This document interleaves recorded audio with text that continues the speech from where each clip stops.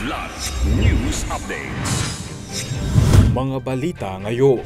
Pag-imbestiga sa umano'y pagpapakalat ni Harry Roque sa Polvoron video, ipinauubaya ng palasyo sa NBI. Nagtangkang tumakas na 4 na sundalo arestado sa Pampanga sa paglabag sa election gun ban. Isang suspect sugatan. Hepe ng PNP Anti-Kidnapping Group inalis sa pwesto kasunod ng pagdukot sa Chinese businessman. Ako po si Cesar Soriano para ihatid ang mga nangunang balita sa buong kapuluan ngayon. Ipinauubaya na ng Malacanang sa National Bureau of Investigation o NBI ang pag-imbestiga sa viral Polvoron video na dinadawit si Pangulong Ferdinand Marcos Jr. at ipinakalat umano ni dating presidential spokesperson Harry Roque ayon sa pagsisiwalat ng isang vlogger sa House Tricom investigation. Ayon kay Palace Press Officer Yusek Claire Castro, hindi na umano bago sa pananaw ng taong bayan ang revelasyong nag-uugnay kay Roque sa pagpapakalat ng video. Even before, nakita natin ito sa kanilang rally sa Vancouver, Canada. Siya mismo, si Atty. Harry Roque, ang nag-utos pa sa ibang mga kaalyado nila na ipakalat. At sinabi pa nga niya, sigurado siya na ang Pangulo daw ang nasa video. Kasunod nito ay mariing itinanggi ni Roque na siya ang pasimuno sa pagpapakalat ng video ng paggamit umano ng Pangulo ng illegal na droga.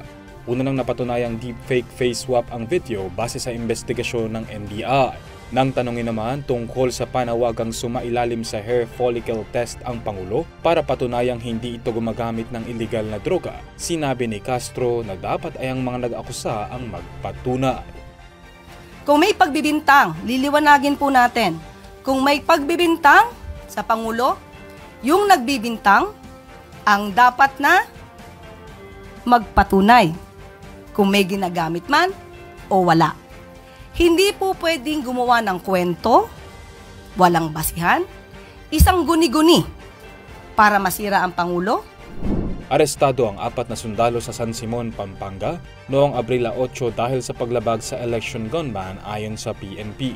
Saad ni PNP spokesperson Brigadier General Jean Fajardo, ang mga suspect ay inaresto matapos magsumbong ang isang concerned citizen na sinusundan siya ng isang silver Toyota Innova. Natagpuan ang sasakyan sa isang gasolinahan at nang lapitan ng pulis ay bumunot ng baril ang isa sa mga suspect at nagtangkang tumakas. Kinailangan ng pulisya na paputukan ang gulong ng sasakyan dahil dito tinamaan ang isa sa suspect na dinala sa ospital para sa agarang medical attention. Nahuli ang mga suspect sa Quezon Road, Barangay San Isidro. Na-recover mula sa kanilang 2 baril, mga bala, AFP IDs, two-way radios at video camera. Tinutukoy pa ng PNP kung may kaugnayan ng mga sundalo sa ibang krimen gaya ng kidnapping. Kinasuhan sila ng illegal possession of firearms, paglabag sa gun ban, unjust vexation at grave threat.